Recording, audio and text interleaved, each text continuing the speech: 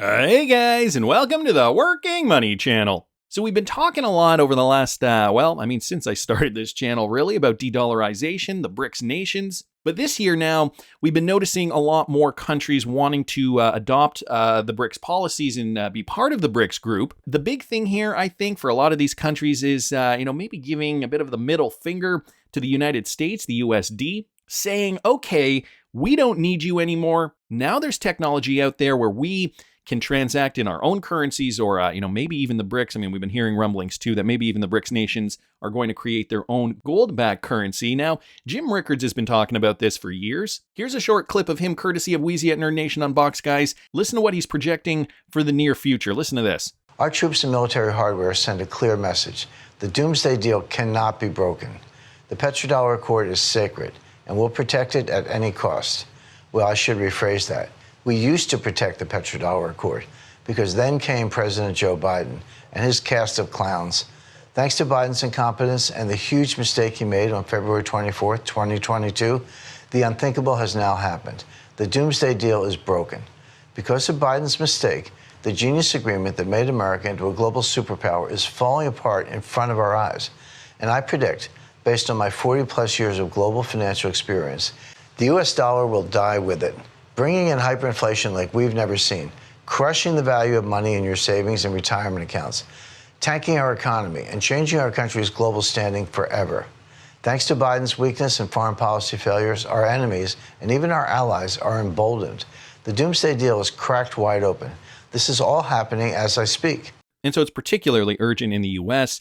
However, other governments, I never like to make, this channel political, but other governments around the world have been decimating economies, hyperinflation, or high inflation right now. Some are saying that inflation could keep happening. So, that coupled with uncertainty, all these countries who are rich in resources wanting to leave the USD behind, then we're getting statistics like this, guys, from Ingrid on Twitter. Just in, China will push the BRICS to emerge and become a full-scale rival to the G7. So before I show you this little infographic here, which is kind of interesting to see, China urges BRICS to become geopolitical rival to the G7. So China is even saying, look, we need to be rivals with G7 nations. China will push the BRICS bloc of emerging markets to become a full-scale rival to the G7 this week as leaders from across the developing world gather to debate the forum's biggest expansion in more than a decade. South Africa's President Cyril Ramaphosa has invited more than 60 heads of state and government to the summit in Johannesburg on Wednesday, from Wednesday, when several countries could be invited to join the bloc, which consists currently of Brazil, Russia, India, China, and South Africa. But in the run-up to the summit, New Delhi has clashed with Beijing over the expansion. Tensions are mounting over whether the BRICS should be a non-aligned club for the economic interests of developing countries or a political force that openly challenges the West. So China obviously of the opinion that they want to challenge the West, but India is saying, whoa, we don't know if this is necessarily what we signed up for. So said people briefed on India and China's position. So South African officials said 23 countries are interested in joining. But here's a quote: if we expand BRICS to account for a similar portion of world GDP as the G7, then our collective voice in the world will grow stronger, said one of China's officials who declined to be identified.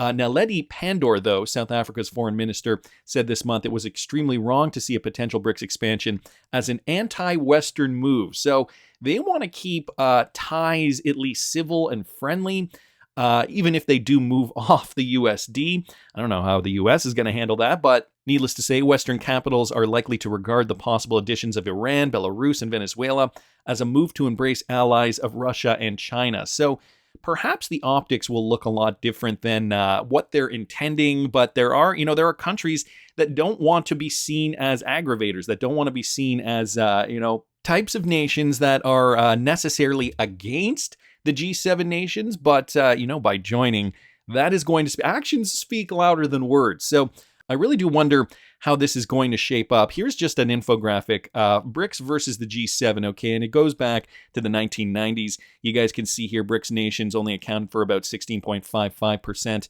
of GDP at purchasing power parity, percentage of the world total, whereas G7 countries, it was 45.60%. And so I'm just going to scroll through it because it takes a while to play through this. As you guys can see, G7 nations have been losing dominance as BRICS has been growing over the decades. So we got 2003, 2004, so the late 2000s. into the early 2010s, they were almost parity there. And then by the late 2010s, around 2019, 2020, that's when we saw it kind of overlap there. And now we're forecasting out. So from 2023 onward, we're forecasting out that the BRICS nations are really going to take the lion's share of the economy. So it's going to be interesting. And I think a lot of that is going to have to do with what countries rather are going to be incorporated into the BRICS nation bloc.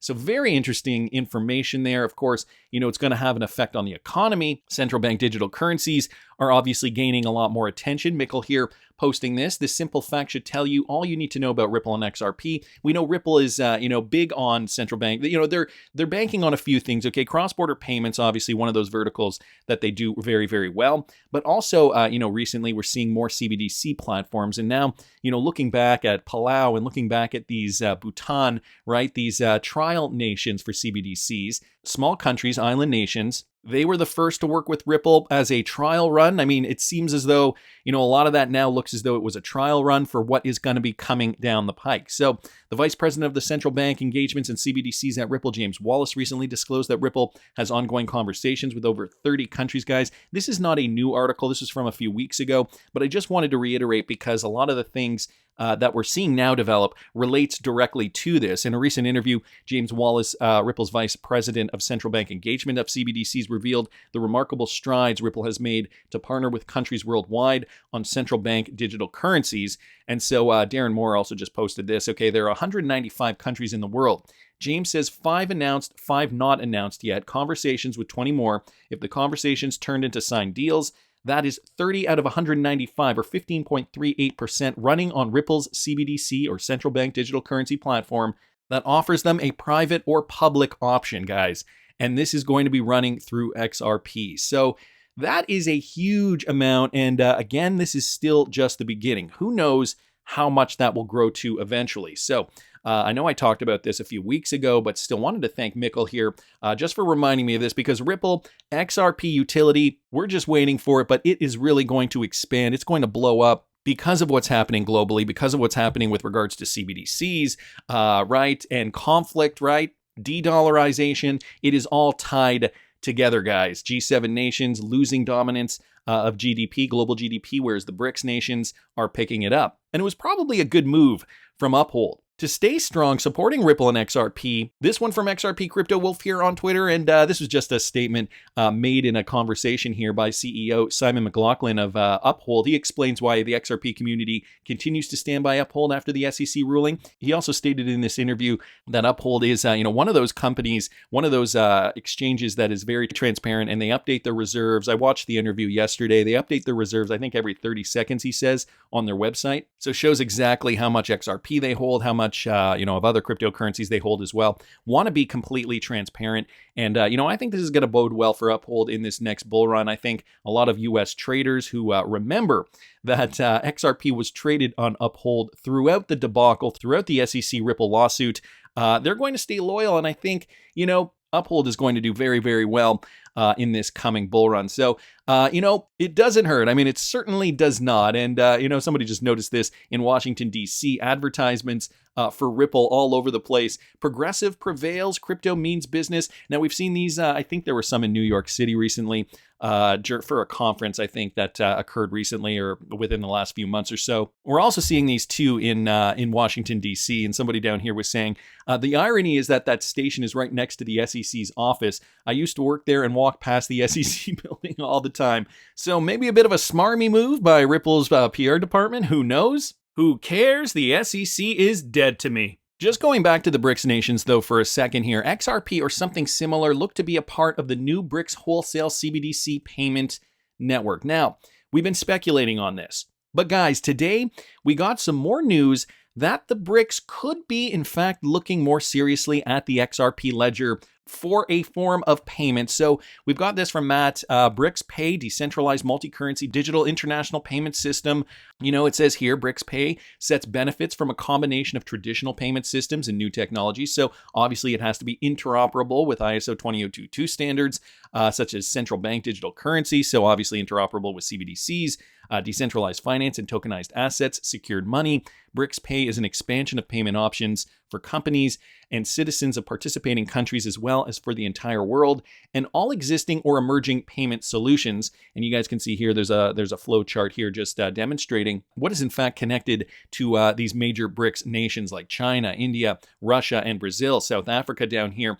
You can see here Sberbank, that was the one from Russia that did in fact publish in a report that they were trialing RippleNet back in 2018. We know Ripple does also have very deep partnerships with India specifically. Ripple did partner up with the Central Bank of Brazil, I think back in 2020. And all these other partnerships, a bit of a mystery. However, I would not doubt for a second that Ripple and XRP are integrated in one way, shape, or form to every one of these BRICS countries, at least in one way. So we also got to remember too, all the new countries that want to adopt or want to be a part of the BRICS conglomerate. A lot of them are in the Middle East, for example, and a lot of those countries already have deep ties with Ripple as well. So BRICS CBDC, okay, settlements between BRICS pay countries are expected to be made in wholesale digital currencies. The principles of interaction with national currencies, calculation rates, emissions, and clearing are under development. So we don't really have any strong news to suggest that Ripple and XRP are going to be connected to the BRICS nations, other than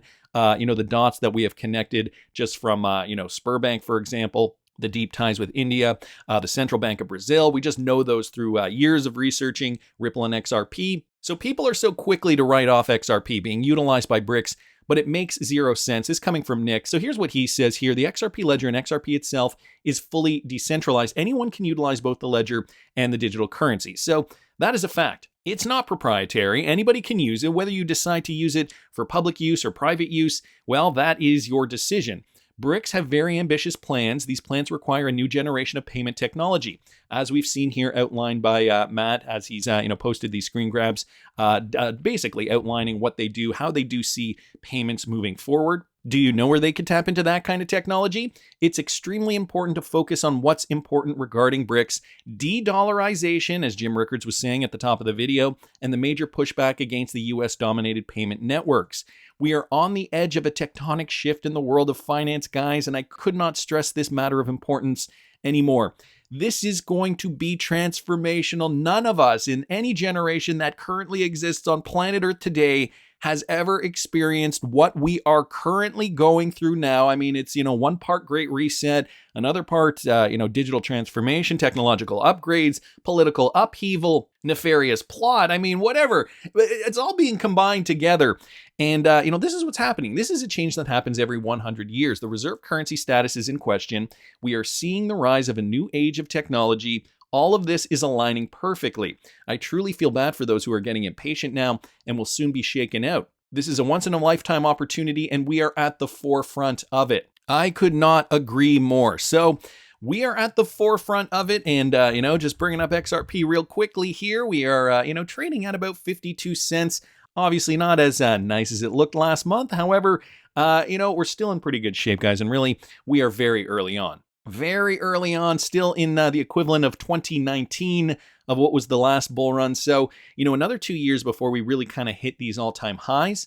But anything can happen in the meantime. We could see coins pop. We could see the market drop. We could have, more opportunity to down cost average. So we really just have to be poised and ready to go. With regards to BRICS, though, guys, I got to give credit to Ido Farina here. Now, I don't know if this was his video specifically, or if he was retweeting out someone else. BRICS Journal of Economics, okay? So somebody here went online. The BRICS Journal of Economics mentioned XRP in the XRP ledger. So I decided to go and check this out. So guys, this is directly from BRICS-Econ. Okay, the BRICS Journal of Economics, you guys can see that up there. And there's a lot of PDFs here posted on this particular website, a lot of official reports from the BRICS nations. One of them here, calling on risk de-risking and de-dollarization intra-BRICS trade via smart contracts. So what does that sound like?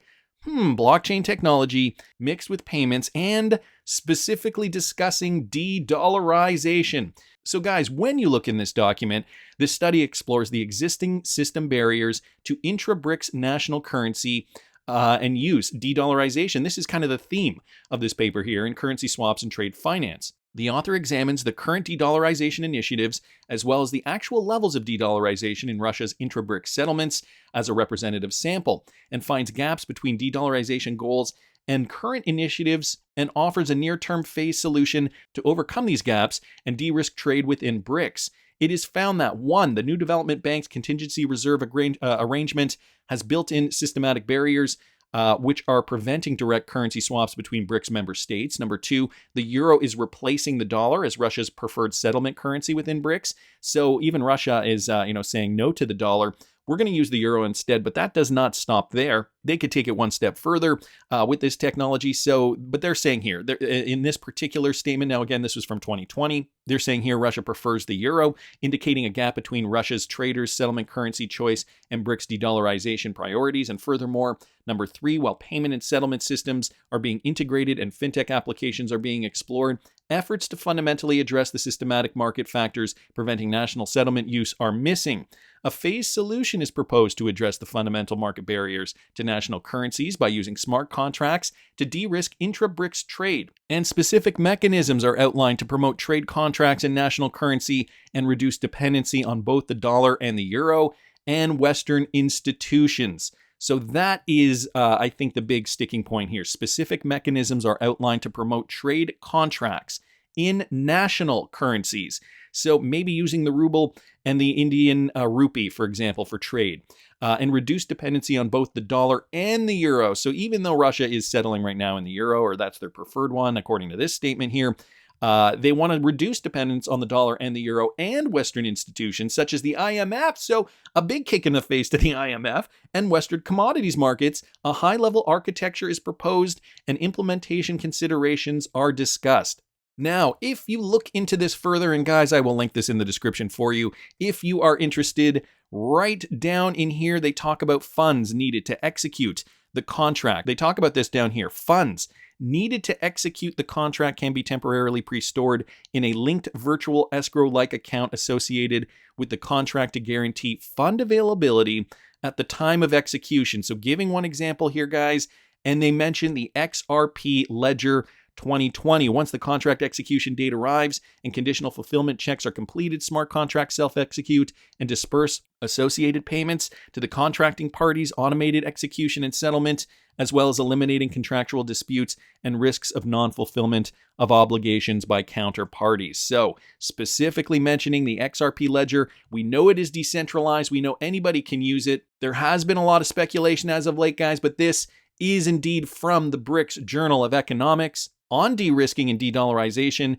intra-BRICS trade via smart contracts. So is it becoming clearer? XRP utility definitely front and center. We also have to remember how many connections Ripple already has to a lot of these countries, including India, the Sberbank from Russia, trialing RippleNet in 2018, Brazil's central bank in 2020, and that's not to say all the other connections that we might not even know about. Remember, James Wallace said there were 5 confirmed, 5 not announced yet, central banks looking to run on Ripple. How many want to place a bet that a lot of these strategic partnerships that have not been announced yet do have ties with the BRICS nations? I don't know. That's just my opinion, but I want to hear what you guys think. Please subscribe to the channel if you haven't already. Like the video if you like the content I'm providing. I always love hearing your comments.